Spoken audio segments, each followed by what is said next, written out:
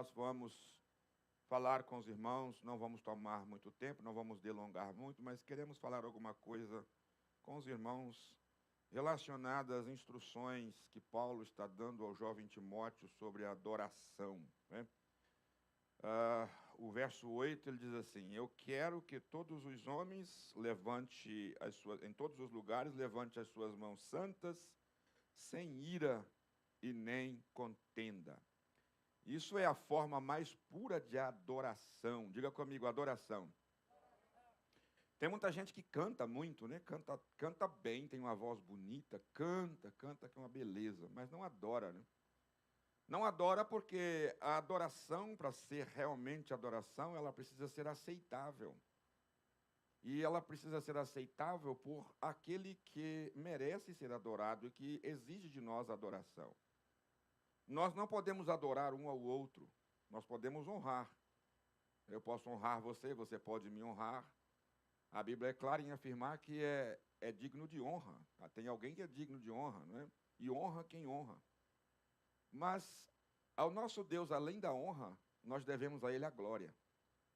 Nós devemos a Ele não só a honra, mas devemos a Ele a glória, ou glorificação do seu nome. E dentro dessa glória está incutido a questão da adoração. Adorar ao Rei dos Reis, adorar ao Senhor, é algo que vai além de nós simplesmente esboçarmos um sentimento. É algo que nós temos que... É algo pensado, é algo raciocinado. Se você ler a carta de Paulo aos Romanos, você quer ver? Abre a sua Bíblia. Vamos ler um pouquinho a Bíblia Sagrada, né? Abre a sua Bíblia em Romanos, capítulo número 12. É um texto conhecido, mas é bom nós lermos a palavra de Deus, porque é ela que nos dá força, né? É ela que nos dá capacidade. O verso 2 do capítulo 12, se alguém tiver aí uma voz forte, né? Leia bastante forte. No capítulo 12, seria bom se desse o microfone para cada um ler, mas para cada um ler, mas é difícil. Então eu queria que alguém lesse com força mesmo. Verso 2.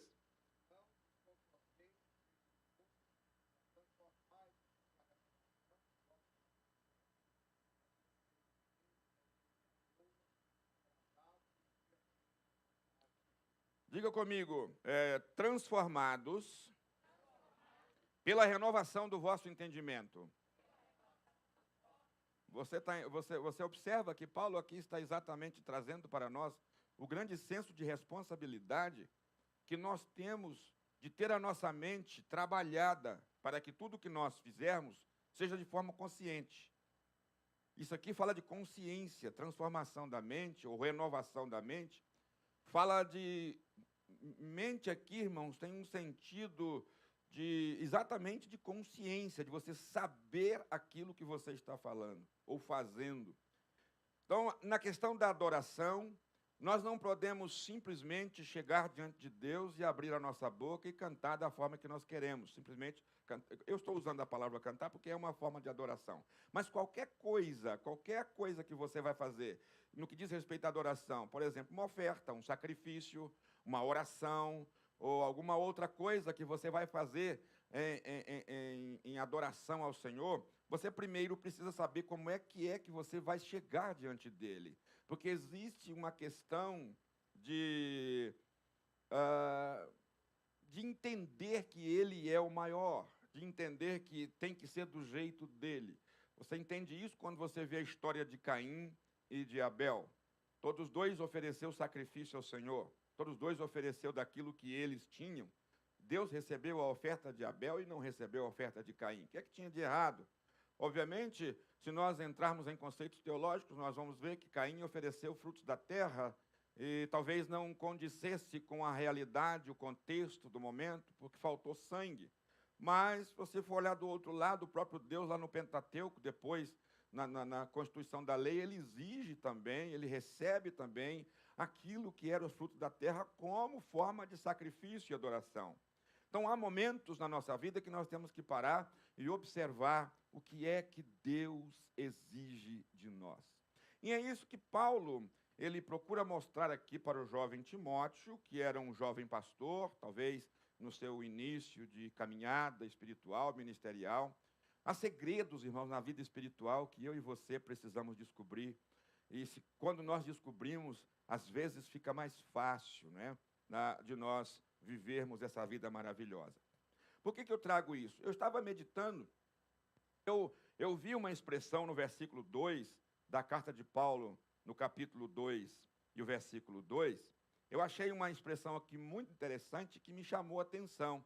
Se você, Marcos, nos ajude aí acompanhando, coloque aí o versículo número 2 da primeira carta de Paulo ao Timóteo. Nos acompanhe aí o texto que nós estamos citando, vai colocando para nós aí, por favor. O verso 2 diz assim, esperar colocar ali para que os irmãos possam acompanhar. É muito importante. A gente, às vezes, irmãos, passa por cima de um versículo e não percebe. Olha bem, Paulo está falando aqui que nós temos que interceder, de uma vida de intercessão, que nós temos que interceder. Aí ele diz assim, o verso 2, pelos reis e por todos os que exercem o quê? A autoridade. Para quê? Para que tenhamos uma vida tranquila e sossegada. Olha aqui. Na minha versão diz assim, para que tenhamos uma vida quieta e sossegada. Diga comigo, uma vida quieta e sossegada. Deixa eu perguntar para os irmãos nessa noite. Vocês têm visto alguém com vida inquieta? Ou vocês têm vivido uma vida inquieta? Como é que tem sido a nossa vida? Como é que nós estamos vivendo? Como é que nós estamos passando os nossos dias? Como é que a gente está caminhando no nosso dia a dia? Uma vida quieta e sossegada? Ou uma vida turbulenta, cheia de problemas, com muitas lutas, muitas dificuldades? Como é que tem sido a nossa vida? Muitas vezes nós não paramos para analisar alguns textos que existem na palavra de Deus. O Senhor aqui, através do apóstolo São Paulo, ele está propondo a nós, ou pelo menos está nos fazendo entender, que é possível nós termos uma vida quieta e sossegada. É possível nós termos uma vida, em outras palavras, uma vida abundante. É por isso que eu já disse para os irmãos, eu não entendo muito quando a gente fala assim, eu estou sobrevivendo. Eu entendo, mas eu não entendo, eu entendo o que está se passando. Quer dizer, quem está sobrevivendo é porque está vivendo uma vida no limite. Quem está sobrevivendo é porque está vivendo uma vida inquieta, ele está passando por luta.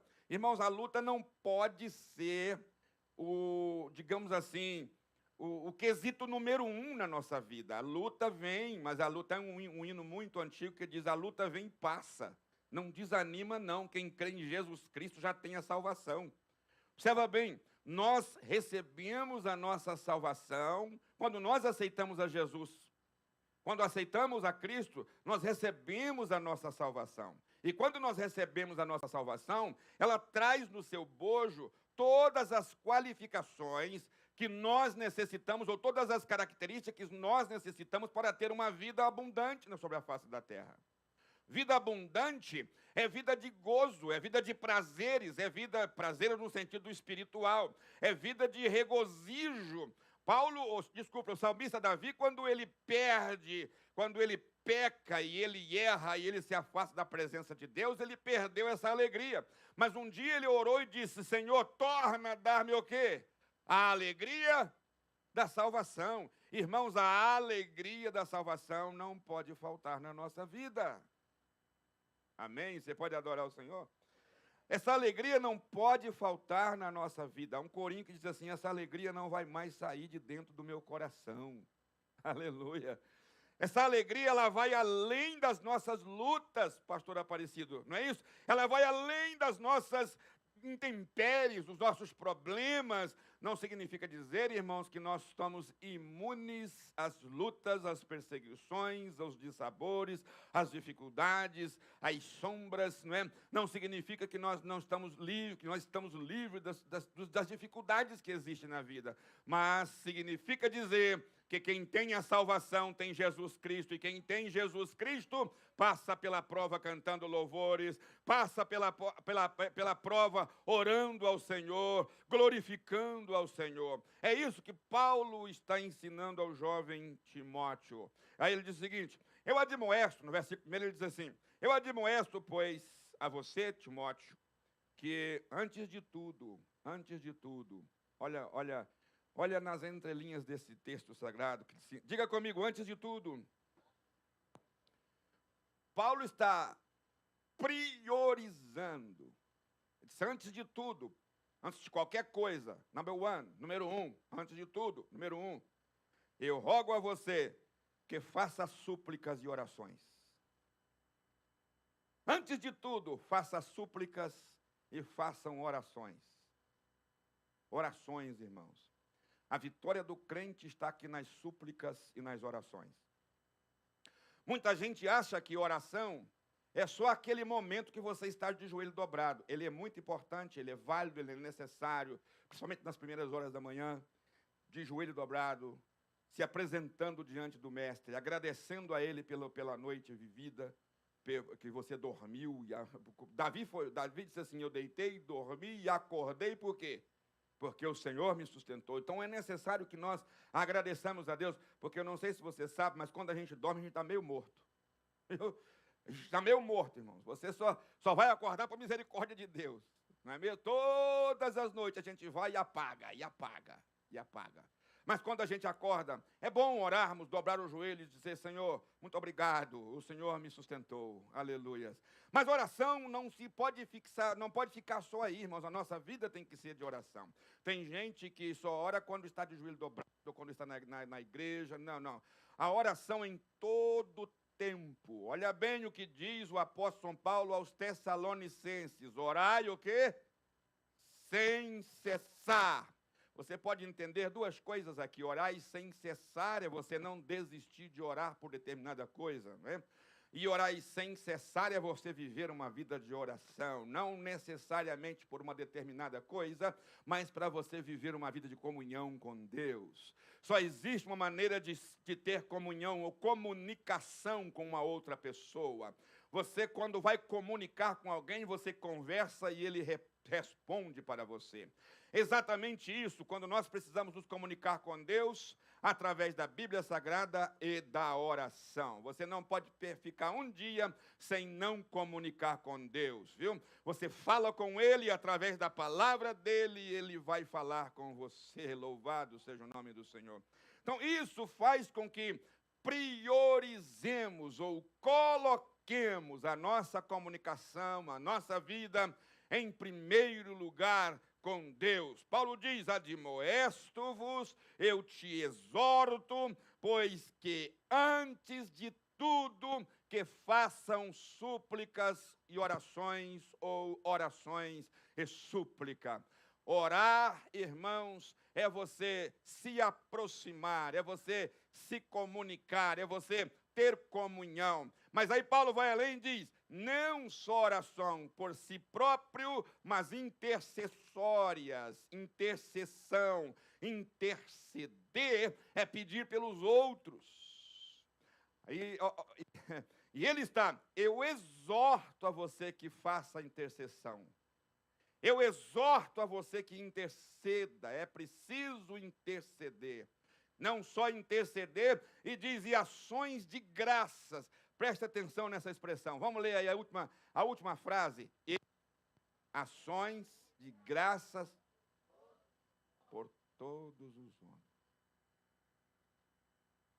O que é isso, pastor? Vamos entender isso. Dá uma olhada de lado. Olha para quem está do seu lado. Olha para quem está do seu lado. Pode ser o seu amigo, pode ser a sua esposa, pode ser o seu esposo, pode ser seu filho, pode ser sei lá o que for. Mas você olhou para ele. Dê graças a Deus por ele. Dê graças a Deus por ele. Se ações de graça por ele, para aquele que está do seu lado. Ações de graça. Ah, mas é só pelo que está do meu lado? Não, é por todos os. Pastor, até pelos meus inimigos? Bom, é o texto que está dizendo, não sou eu. É o texto que está dizendo. Ações, agradecer a Deus por todos os homens. Agora eu pergunto, você, irmãos, não responda, eu estou falando em tese, não estou acusando ninguém, nem a mim mesmo, ok? Mas eu estou falando em tese. Você já repugnou alguém a ponto de dizer, eu não tenho nada para agradecer a Deus por essa pessoa? Hã? Quantas vezes nós fazemos isso, né, meus amados irmãos? Ah, não, é ele para lá e eu para cá. Que espécie de ações de graça são essas? Como é que você vai dizer, Senhor, obrigado pela vida do X, né? Obrigado pela vida do João, do Pedro, do Joaquim. Mas o Joaquim foi aquele que fez isso, isso comigo. Como é que eu vou agradecer a Deus pela vida dele? Como é que eu vou dar ações de graça? Irmãos, é o texto sagrado. Aí você, mas pastor, para que isso? Sabe para quê? Abre a sua Bíblia na carta de Paulo aos Filipenses. Carta de Paulo aos Filipenses, capítulo 2, verso 5, se eu não me engano. Glória a Deus, glória a Deus, glória a Jesus. Carta de Paulo aos Filipenses, capítulo 2, deixa eu ver, se não for, vou citar o texto. Carta de Paulo aos Filipenses. Isso, verso 2 e 5, capítulo 2, verso 5. Carta de Paulo. Aí, vamos lá, vamos ler. 1, 2, 3, está no telão. Vamos lá, 1, 2, 3.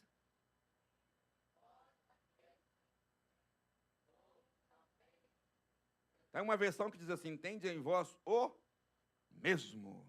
Diga comigo, mesmo. Sentimento de Jesus.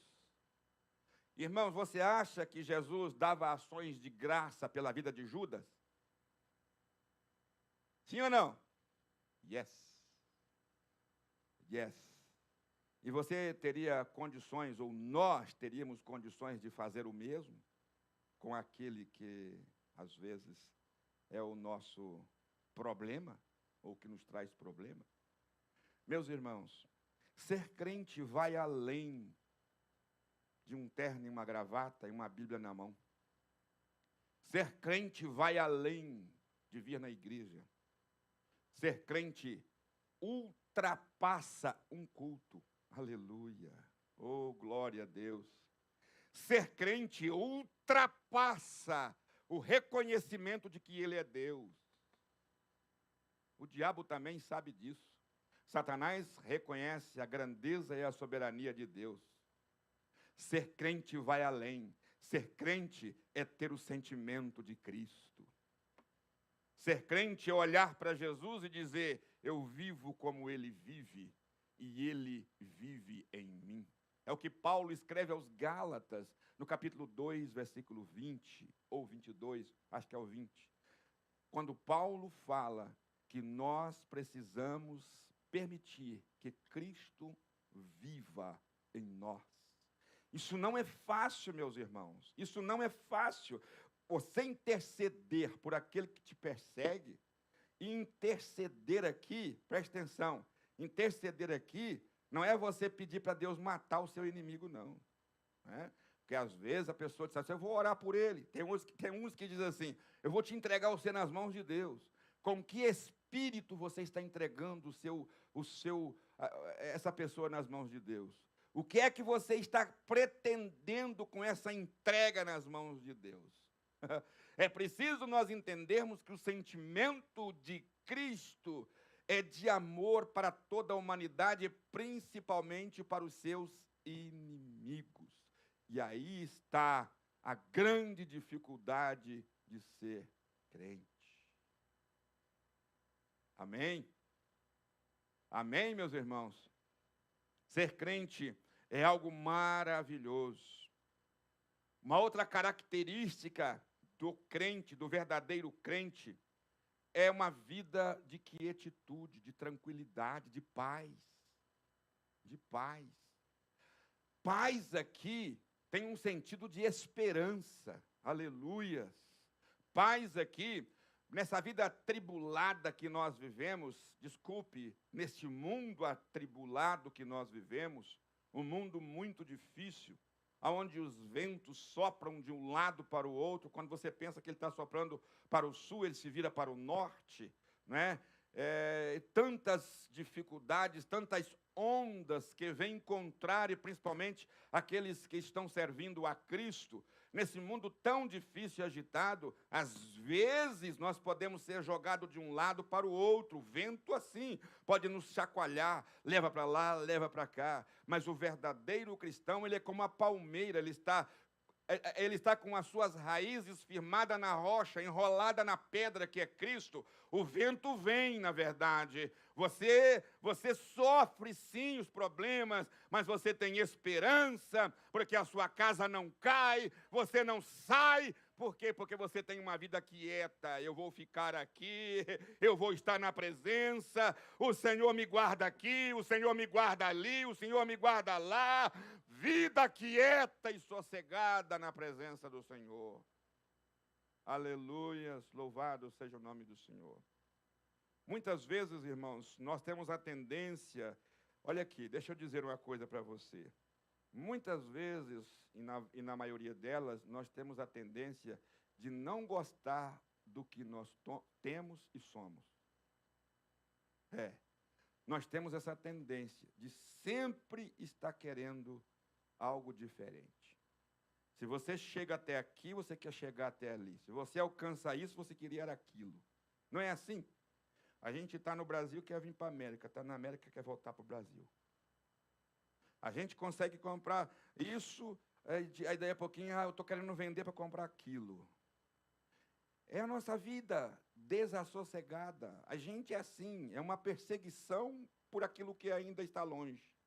A gente vive perseguindo aquilo que está longe. Nunca está contente no lugar onde está e como está. Nunca está contente. A gente sempre está em busca. A gente sempre está em busca. E isso, de certa forma, não é ruim. Não é que eu estou condenando quem vive assim. De certa forma, não é ruim. Você não pode cair no comodismo e dizer que tudo está bom. Não. Nós precisamos, sim. Mas quando isso ultrapassa quando vai além, você perde a quietitude, você não está satisfeito, não está contente. A Bíblia fala para nós que basta cada dia, irmãos, o nosso mal. O dia de amanhã não nos pertence. Vida tranquila e vida quieta é uma vida onde o Espírito Santo satisfaz a nossa alma. Quando a gente adquire essa capacidade de viver quieto e viver sossegado, é porque o Espírito Santo já tomou conta da nossa vida, tomou conta da nossa alma, e Ele quem nos dá essa liberdade de ficar quieto e de ficar sossegado no meio da tribulação, das dificuldades. Isso não é uma coisa fácil, isso não é uma coisa que você alcança no estalar de dedo, não. Isso não é uma coisa fácil, isso é uma coisa difícil, mas o Espírito de Deus, aleluias, o Espírito Santo, ele satisfaz a nossa alma, aleluias. Eu vou repetir, o Espírito Santo satisfaz a nossa alma. Quando o salmista Davi, no Salmo, parece que é no Salmo 103, que ele diz assim, bendiz, ó minha alma, é isso mesmo, Salmo 103, né? Ele diz, bendiz, ó minha alma, ao Senhor, e não te esqueça, não é? De nenhum, de quê? Dos seus benefícios. Preste atenção. Qual é o contexto de Davi quando ele faz essa oração? Qual é a vida? Se você seguir a trajetória da vida de Davi, observa bem o contexto da vida de Davi, todos nós conhecemos. Um homem perseguido, um homem que matava, Você conhece a história do rei Davi. Ele sempre lutou, foi o maior rei da história de Israel. Olha Davi chamando a sua própria alma, o seu eu, o seu ser, chamando a sua identidade para ele. Disse, olha, bendize, ó minha alma. Ele está convidando a alma dele, o seu eu, para bendizer ao Senhor e não esquecer dos seus benefícios. Olha aqui para mim, sabe por que Davi está falando isso? Porque tem momentos que nós temos a tendência de esquecer os benefícios que o Senhor nos fez. Ou você não concorda comigo? Deus faz um milagre hoje por mim, Deus me abençoa hoje, Deus me dá graça, Deus me guardou, mas amanhã eu estou no mesmo dilema. Oh, onde o Senhor está? Onde o Senhor está? Meu Deus, meu Deus, meu Deus. Como se Deus não nos tivesse achado ainda, ou nós não tivéssemos achado Deus. Como se estivéssemos perdidos por aí, como se fôssemos alguém sem nenhum amparo, e nós gritamos por Deus. E isso acontece comigo, acontece com cada um de nós. Davi reconhece as suas lutas, as suas dificuldades, e ele diz, minha alma, no meio do sufoco, eu parece que vejo Davi no meio da dificuldade, disse, minha alma, para Davi. Quem sabe, não sei se existia o mirror, o espelho naquela época, mas ele se auto-olha no espelho, talvez da imaginação, e ele diz, Davi, acorda, rapaz, bendiz ao Senhor, aleluia. Aleluia. Bendiz ao Senhor, glorifique ao Senhor. Aquieta, homem, aquieta. Bendiz ao Senhor.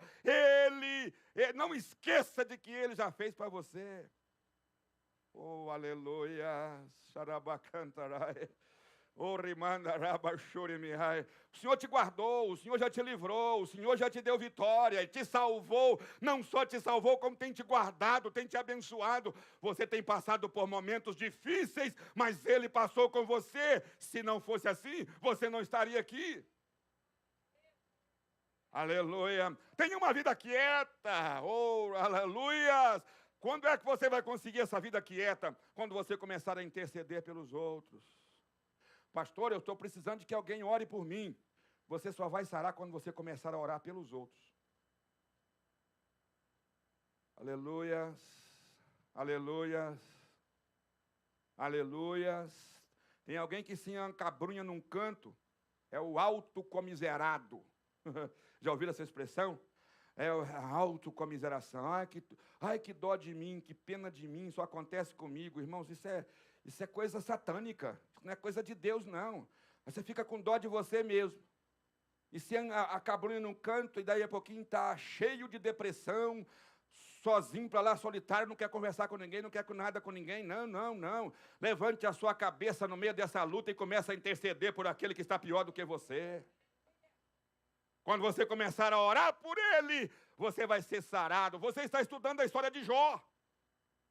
Jó só foi curado depois que ele orou por aqueles seus acusadores. Davi reconhece, Davi olha, observa e diz, minha alma. Davi, ele reanima, Davi, lembra dos benefícios que o Senhor te fez, homem, lembra. O verso 3, por favor, verso 3 do Salmo 103, por favor, coloca para mim aí. Olha o que Davi, olha, Davi falando para Davi, Davi falando para a alma dele. É Ele que perdoa as tuas iniquidades. O que é que você entende com isso? Nós estamos fazendo uma exegese bem rápida e bem simples do texto. O que é que você entende? Davi está dizendo para ele mesmo, olha, quem perdoa, você é iníquo. Davi, você cometeu erros, você cometeu iniquidade, mas quem perdoa e quem sara as enfermidades é quem? É Deus. Aleluia. Então não adianta você correr para um lado e para o outro, não adianta você buscar a líria aqui, não adianta você se lacrimejar, se autocomiserar, se encantuar e achar que não presta, que é um miserável, que já para você acabou. Não acabou, não. É Ele que perdoa as tuas iniquidades, é Ele que sara as tuas enfermidades, é Ele que te levanta, é Ele que te guarda. Oh, alabaxandarai, aleluias, aleluias. Põe o verso seguinte, por favor, verso 4. Oh, aleluias. Olha o que Davi está dizendo. É Ele, Davi, quem redime a tua vida da cova. Quando Davi diz isso, aonde você acha que Davi estava? Davi estava na cova. É Ele que redime a tua vida da cova. Irmãos, era perseguição demais na vida de Davi. Os inimigos de Davi lutavam contra ele quase que 24 horas por dia. Ele era o homem mais poderoso da terra. Grandes eram os seus inimigos, enorme eram aqueles que lutavam contra para ver a queda do rei. Inclusive o seu próprio filho, os da sua própria família, muitos deles, eu estou falando em um contexto geral da vida do patriarca Davi, olha, do rei Davi, observe o que ele está dizendo e trazendo lições para nós, é ele quem redime a tua vida da cova. Aleluias. E Davi chama a benignidade e a misericórdia de coroa. Observa bem. Irmãos, olha aqui para mim, deixa eu fazer uma pergunta. Nós estamos fazendo uma pequena análise no texto, nesse texto. Quem recebe coroa?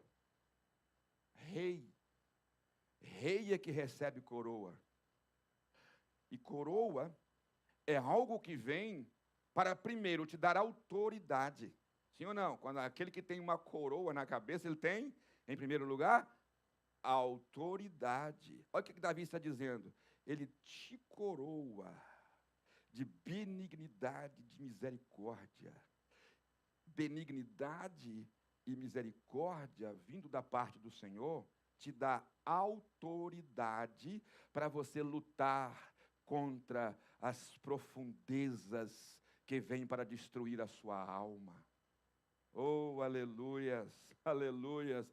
Vai saber, às vezes você vê uma pessoa, irmãos, até mesmo na igreja, nós estamos vivendo, né? Nós já estamos no século 21, e a gente vê aí a doença, uma doença que tem destruído a humanidade, é a questão da depressão. Isso é um negócio que fica assim ao redor da nossa identidade, do nosso ego, destrói, corrói, procura arrebentar o nosso homem interior. Você vê uma pessoa acabrunhada, entristecida, não tem alegria, não tem coragem, não tem vontade, vai só se afastando, se afastando. Deixa eu dizer, quando você começa a ter essa comunhão com Deus, aleluia, se aproximar de Deus, Paulo está falando com Timóteo, Timóteo, você tem que orar, você tem que interceder pelos outros, não depende da sua situação, não depende da sua situação, começa a orar, começa a interceder pelos outros, o Senhor vai te coroar, te dar autoridade, o Senhor vai te dar benignidade, o Senhor vai ter misericórdia de você,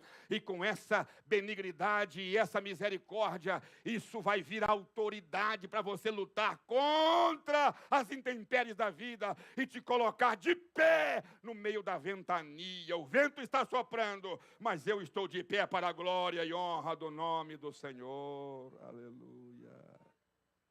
Alabaxandarai, aleluia. Aleluia. Glória a Deus, glória a Deus, glória a Deus. O verso de número 4, o verso 3, ele diz assim, quanto à vida sossegada, em toda plena, né, em toda a piedade e honestidade, vida honesta. Irmãos, os crentes, eu já estou encerrando, os crentes precisam viver uma vida de piedade e honestidade, viu? Diga comigo, piedade e honestidade. A gente precisa desenvolver isso em nós, irmãos. Nós precisamos desenvolver essa piedade. Um pastor meu que já dorme no Senhor, ele dizia que piedade é o contrário do ímpio, aquele que não tem piedade, né? Não tem piedade. Piedade é você ter dó, é você sentir compaixão. Jesus era um homem cheio de compaixão. Esse pastor que eu menciono, ele dizia o seguinte, ele era um homem muito usado por Deus para a cura divina. Aí, uma das coisas que ele ensinava a gente é, você quer ver uma pessoa ser curada, a primeira coisa que você tem que sentir por ela é compaixão da situação dela. Se você não sente compaixão, que é a alavanca que vai te alavancar para você interceder por ela e tirar ela daquela situação. É interessante que eu e você, seres humanos, nós, seres humanos, criados por Deus, nós fomos criados, eu disse isso aqui, já disse isso aqui alguns meses atrás, eu vou repetir. Nós fomos criados, olha para mim aqui, vou dizer isso, para você entender, nós fomos criados pela mão de Deus na medida do nosso milagre. Amém? Você pode adorar a Deus? Na medida do nosso milagre. Deus nos criou de forma que nós somos, preste atenção no que eu vou lhe dizer, viu? Preste atenção. Nós somos autossustentáveis. Isso é interessante. Você já ouviu falar de preparar a natureza para a natureza sustentável, não sei o quê? É uma linguagem de sustentabilidade. A gente está cheio de ouvir isso por aí, não é? Na questão do ecossistema e sustentabilidade, coisa e tal, coisa. Mas olha, deixa eu dizer, o Senhor te criou de forma que você fosse autossustentável. Quer uma prova disso? Você não foi feito para morrer. Está aí a prova. Ninguém aqui foi feito para morrer. Você quer uma prova de que você não foi feito para morrer? Quem tem o maior desejo de morrer aqui? Levanta a mão. A irmã Claudete levantou, mas foi só para mostrar o óculos, né, irmã Claudete? Não foi para morrer, não.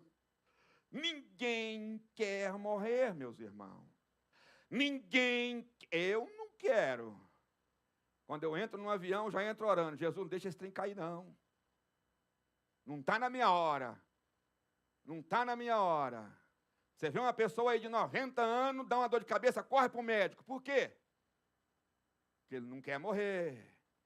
Ninguém quer morrer. Irmãos, nós fomos feitos na medida do nosso milagre. O pecado é que bagunçou o trem tudo.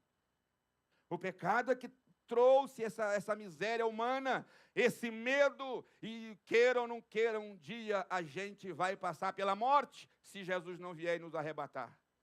Vai passar por ela, mas eu vi um determinado pastor Ezequias Soares, não aquele de Jundiaí, lá de Vitória, no Espírito Santo, ele pregou uma mensagem uma vez num velório, ele disse que a briga que existe, olha bem, a briga que existe na hora do passamento de uma pessoa, há uma convulsão, porque o espírito não quer deixar o corpo, a alma não quer deixar o corpo, de uma forma ou de outra não quer, porque não foram feitos para viver separados, espírito e alma e corpo. Na morte, o corpo desce para a terra e a alma e o espírito sobe para o céu, sobe, sai dali, não vai para debaixo da terra. E essa separação causa uma...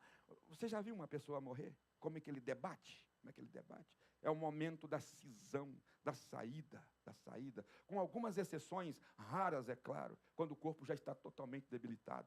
Mas quando ainda não, há aquela cisão, sabe por quê? O homem não foi feito para morrer. No dia em que dela comer, certamente o quê? Está aí. É consequência. O homem não foi feito para morrer. É uma consequência.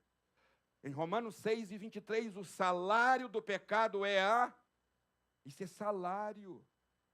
Salário do pecado é a morte. O homem não foi feito para morrer. O homem foi feito para viver autoexistente. Deus o criou assim. Mas ele pegou tudo isso e jogou fora. Mas uma coisa é certa. O nosso Deus só exige de nós uma coisa para nos sustentar nesse mundo turbulento: comunhão com Ele. Oh, aleluias, aleluias. Paulo está dizendo para Timóteo, isso é bom e isso é agradável diante do nosso Deus, que quer que todos os homens se salvem e venham ao pleno conhecimento da verdade. Aqui cai por terra a tese de que Deus escolheu alguns para o céu e outros para o inferno. Aqui cai. É um dos textos que derruba essa tese, que quer que alguns homens se salvem. Está escrito assim? Todos os homens se salvem e que venham ao pleno conhecimento da verdade. Porque há um só Deus, um só mediador entre Deus e os homens, este é Jesus Cristo, o homem, o qual se deu a si mesmo em preço de redenção por todos. Diga para mim, redenção por todos. Aleluias. Quem foi que se doou em preço de redenção? Jesus de Nazaré. Oh, aleluias. Por preço de redenção, por todos. Para servir de testemunho ao seu tempo. Encerrando, irmãos, encerrando. Para o que fui constituído pregador? Paulo diz, eu fui constituído pregador, fui constituído apóstolo, fui constituído doutor dos gentios na fé e na verdade. Isso aqui é muito profundo. Diga comigo, na fé e na verdade. Isso significa dizer que nós temos uma fé baseada numa verdade. Nós não cremos em algo que criamos. Aleluias. Nós não cremos em algo insustentável. Nós cremos baseado na verdade. Aleluias. Quem é a verdade? Eu sou o caminho, eu sou a verdade. A nossa fé tem um objeto, aleluia. Nós cremos em alguma coisa ou nós cremos em alguém. Nós cremos em Jesus de Nazaré. Aleluia! Nós estamos firmados na verdade, nós temos base, nós sabemos o que queremos, temos plataforma, é Jesus Cristo de Nazaré, Ele é a verdade. Por que Ele é a verdade? Porque Ele é Deus homem, é aquele que veio para reconciliar consigo mesmo toda a raça humana que havia sido distanciada. Você pode adorar a Deus nessa noite? Aleluias, aleluias, glória a Deus, glória a Deus. Aí Paulo termina, e foi aqui a base do nosso início. Quero, pois, que os homens orem a Deus em todo lugar, levantando mãos santas. Diga comigo, sem ira e nem contenda. Diga, sem ira e nem contenda. Posso te falar uma coisa? Essa é a única maneira que Deus recebe a nossa adoração. Aleluia. Se você está com o coração irado com alguém, sua adoração, você pode cantar bonito. Pode ultrapassar tudo, pode fazer, pode. Deus não vai receber. Deus não vai receber. Porque está escrito aqui. Quero, pois, que os homens aqui é o gênero humano, orem em todo lugar, levantando mãos santas, sem ira e nem contenda. Se você está contendendo com o seu irmão, em dissolução, você não está apto para ser um adorador. Não. Você não está apto para ser um adorador. Lave o seu coração. Clame o sangue de Jesus. Vamos ficar de pé. Busque a Deus. E diga, Senhor, purifica-me, aleluia, com a pureza do teu Espírito, para que quando eu abrir a minha boca, os céus possam receber o que eu estou oferecendo. E você duvida? Você duvida? Pastor, não é assim. Como não é assim? Caim chega, olha aqui para mim. Caim chega e deposita. Abel chegou e depositou. Caim chegou e depositou. Deus atentou para a oferta de Abel e recebeu. Olhou para a de Caim, essa eu não quero. O que tem de Caim em nosso meio? O que tem de Caim? Oferecendo sacrifícios. E o Senhor não está recebendo. Sabe por quê? Porque não tem uma vida de comunhão com Deus. Amém? Você pode fechar os seus olhos nesse instante. Agradecer a Deus por essa oportunidade que o Senhor concede a nós nesta noite de entendermos isto. Glória a Deus. Oh, glória a Deus. Tem alguém pedindo oração? Anne Marques está pedindo oração pela família e pelo seu lar. Irmão Ricardo está no início do culto, eu não falei, mas esse culto foi oferecido também em ações de graça. É uma das coisas, né, do texto que nós acabamos de ler. Em ações de graça pela vida de alguém que reconciliou com a família. Estava separado, reconciliou com a família. O Senhor sabe quem é, o Senhor sabe de todas as coisas. Eu vou omitir o nome por questões éticas, mas vamos agradecer a Deus por essa reconciliação. Oh, aleluia. Irmãos, eu estou sentindo algo tão maravilhoso nesta noite. Oh, Rabachurimiaia. Louvado seja o nome do Senhor. É um momento que nós tiramos para a gente nos aproximar de Deus, para a gente reconhecer quem é que nós somos. O que é que nós viemos fazer nessa terra? O que é que você veio fazer aqui, meu irmão? Eu não estou falando na Terra América, eu estou falando na Terra Planeta. Aqui que nós nascemos, qual é a nossa identidade? Quem sou eu? Oh, aleluia. Enquanto os irmãos louvam, se você trouxe os seus dízimos, suas ofertas, pode depositar ali. Que também é uma forma de adoração, uma maneira de adorarmos ao Senhor. Oh, aleluia. Logo após nós estaremos orando, agradecendo a Deus por esta oportunidade nesta noite. Eu oro para que os homens levantem mãos santas, sem ira, sem contenda, aos céus.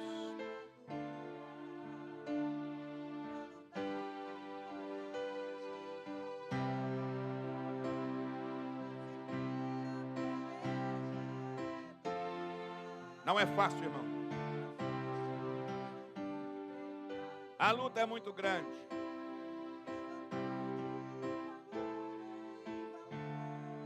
Aleluia.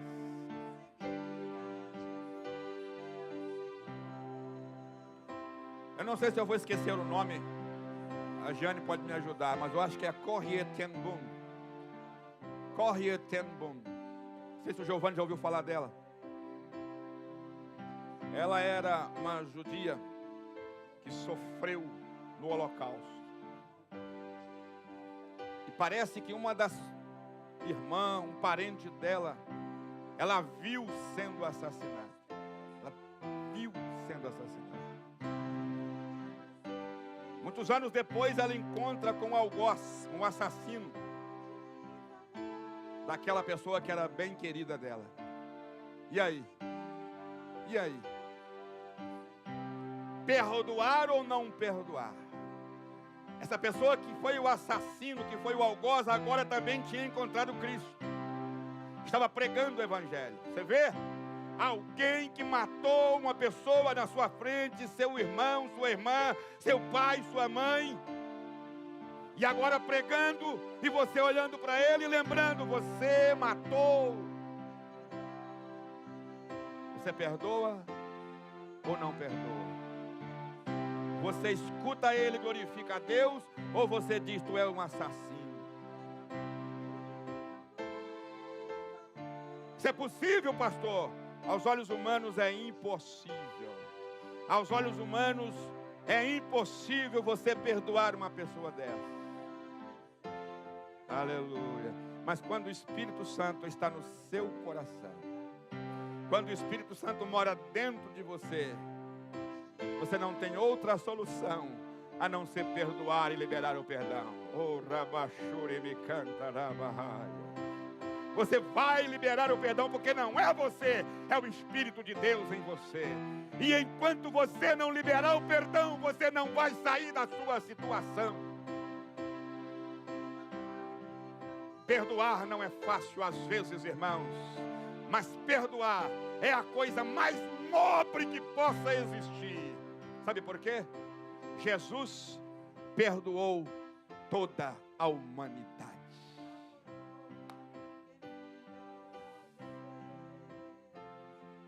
A humanidade hoje está dividida em dois grupos. Aleluia. A humanidade hoje está dividida em dois grupos diante de Deus. Aqueles que aceitaram o perdão de Cristo e reconheceram Ele, e aqueles que não reconheceram e não aceitaram. Mas quem aceitou o perdão tem uma vida abundante em Cristo Jesus. Aleluia. Você pode adorar o Senhor nesta noite. Se você puder levantar as suas mãos com seus olhos fechados, mas faça isso só se você sentir. Não faça porque eu estou pedindo. Não faça nada porque alguém manda você fazer. Faça por sentimento. Faça para Deus. Oh, eu quero orar por você nessa noite. Irmãos, eu estou... Oh, aleluia! Eu estou percebendo que nesta noite o Senhor está trabalhando no íntimo de alguém aqui. De uma forma extraordinária.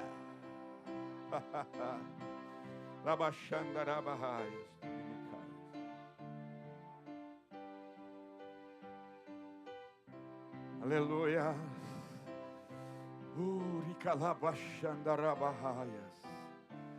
Vamos orar, irmãos, nesse instante para Anne Marques. E vamos orar também pelo irmão Zezé. Parece que está online também pedindo as nossas orações. Oh Deus, oh Jesus, oh glória a Deus. Aleluia. Vida quieta. Irmão, tem tanta gente inquieto. Pastor, eu não sei se eu vou para lá, se eu venho para cá, se eu vou acolá, se eu vou... Aquieta-te. Tenha paz. Oremanarabaxaia.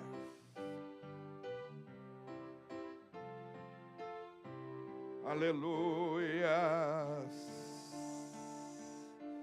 Vamos estar orando, irmãos, nesse instante, orando também para que Deus possa guardar essa família que foi reestruturada novamente. Oh, Alamanda Rabaxu, orar pela Anne Marques, orar pelo irmão Zezé, orar uns pelos outros. Paulo disse para Timóteo: interceda por todos os homens, ore por todos, ore pelos seus inimigos, ore por aqueles que te perseguem, ore por eles, ame eles. Eu vou além, ame os perseguidores seus.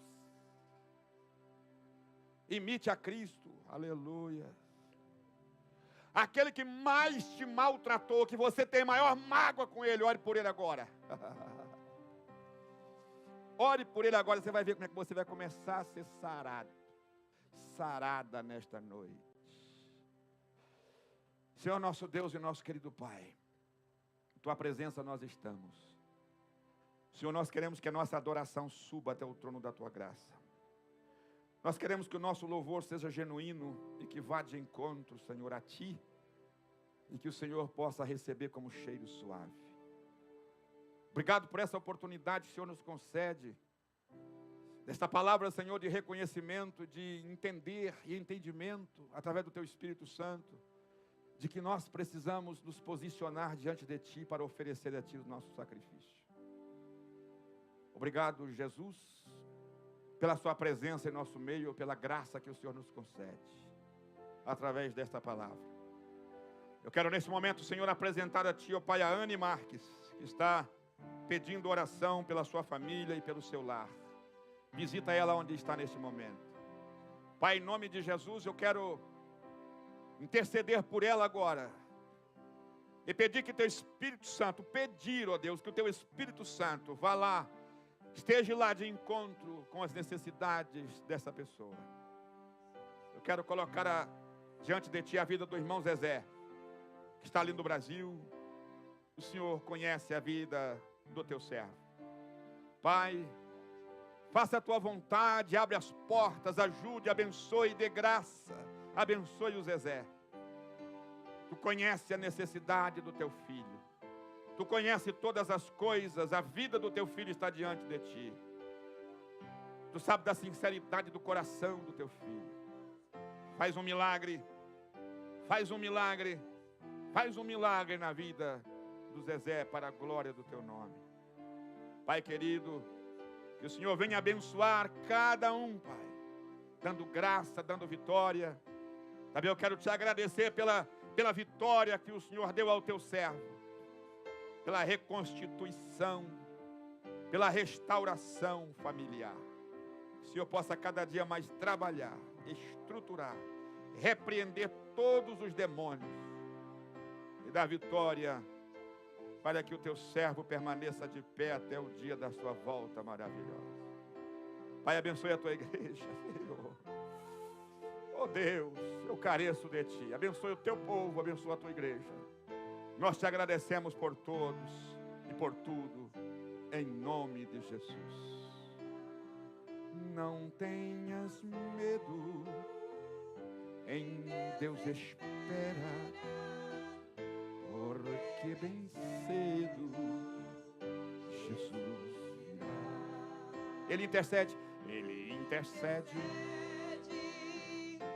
por ti, minha alma, espera nele, com fé e calma.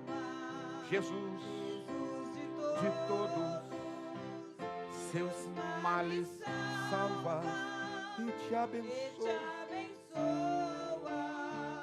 dos altos céus, porque te abates, ó minha alma, aleluia. Aquieta-te,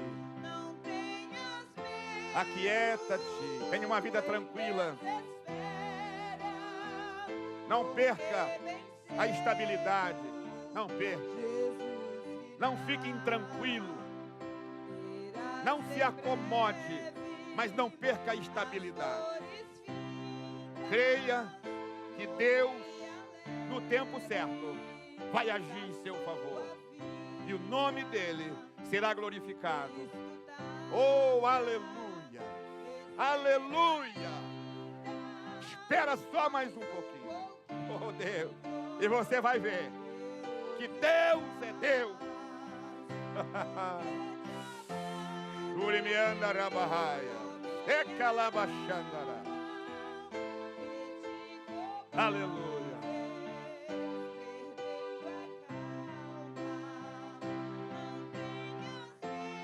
Faz assim com a sua mão, faz. Que a graça do nosso Senhor e Salvador Jesus Cristo, o grande amor de Deus e a comunhão do Espírito Santo seja com todos e que todos juntos digamos amém. Glória a Deus. Deus abençoe a sua vida. Oh, Deus te guarde, Deus te sustente, Deus te dê alegria na alma.